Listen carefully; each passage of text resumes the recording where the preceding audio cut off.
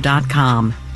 I'm David Brancaccio. First, the shared office space company WeWork has filed for bankruptcy protection. Once valued at tens of billions of dollars, it has faced mismanagement, heavy debt, and the shift to working from home. Marketplace's Nova Safo reports. WeWork's bankruptcy is not a surprise. In August, it warned that it may not be able to stay in business as more people worked remotely and fewer used its co-working spaces. The company spent years trying to turn its business around after a disastrous attempt to go public in 2019, during which investors questioned the company's governance and heavy spending. It improved its finances in the years since and is now a publicly traded company. But it's also taken a huge pandemic hit, having to keep making monthly payments on expensive office leases, even as some locations sit largely empty. In its last quarterly report, WeWork said paying for office space consumed 74% of its income. Its stock has lost nearly all of its value. In its bankruptcy filing, the company says it's renegotiated a vast majority of its debt, but wants to reject leases at certain locations. I'm Nova Safo for Marketplace.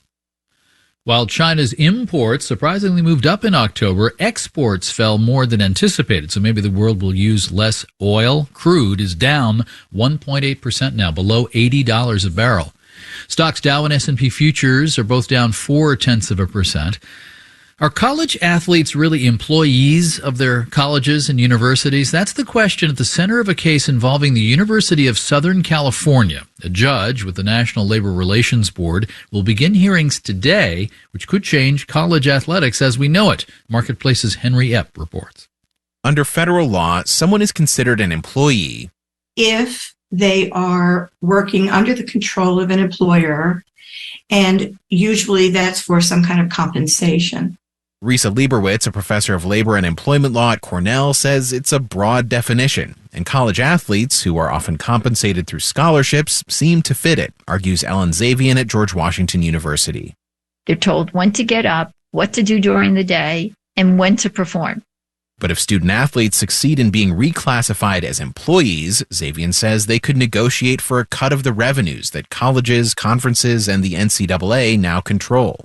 A percentage of television, a percentage of merchandise, a percentage of all those revenue streams. And if that happens, says David Berry at Southern Utah University, it would fundamentally change the way in which this enterprise is organized. But Berry's not holding his breath. He says he closely watched a similar effort fall short 8 years ago. I'm Henry Epp for Marketplace. Marketplace Morning Report is supported by C3 AI. C3 Generative AI provides ChatGPT enterprise search that is verifiable, secure, and accurate across all enterprise data. Learn more at c3.ai. This is Enterprise AI.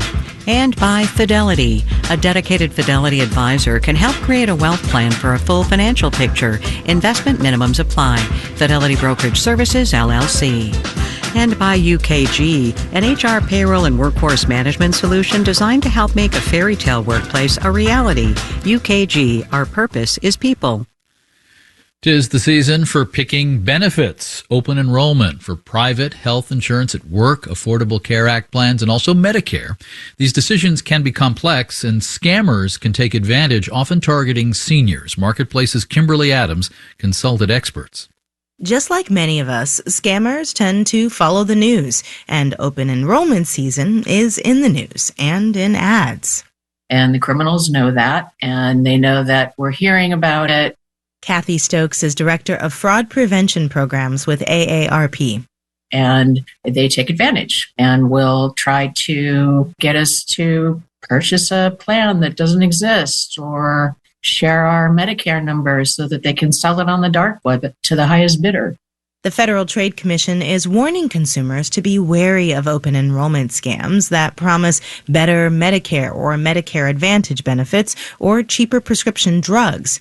Some estimates put Medicare fraud, including elder abuse, in the neighborhood of $60 billion a year. But Darren Houghton of the National Council on Aging says there are ways to spot the scammers. Number one, if they're calling you out of the blue.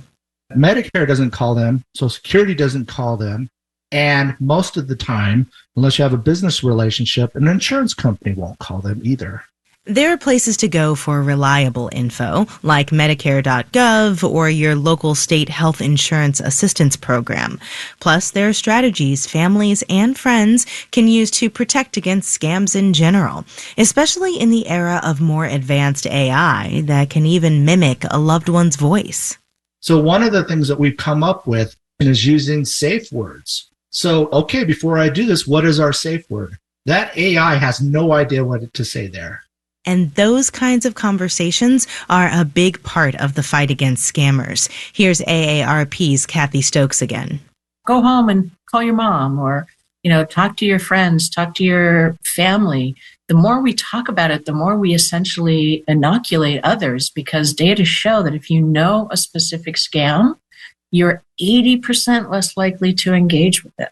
So be skeptical of random phone calls, suspicious of any emails asking for your personal or health data, and have conversations with family about the risks during open enrollment. In Washington, I'm Kimberly Adams for Marketplace. And we'd promised to keep an eye on the banking system snafu on Friday that delayed direct deposits for an estimated 900,000 customers at multiple banks. Banks have promised to sort it out without need for action by customers. Still, there's concern if, say, a paycheck did not land as expected. There may have been insufficient funds for other scheduled payments. My team reached out to the Consumer Financial Protection Bureau, which told us it's monitoring this. A representative said affected consumers must not be penalized by overdraft fees, late fees, or other penalties. Consumerfinance.gov/complaint is one way to report it if problems persist. Consumerfinance.gov/complaint. Our producers are James Graham, Naomi Rainey, Olivia Wilson, Nick Perez, Ariana Rosas, Alex Schroeder, and Erica Soderstrom. Our senior producer is Meredith Gerritsen-Morby. It is the Marketplace Morning Report from APM, American Public Media.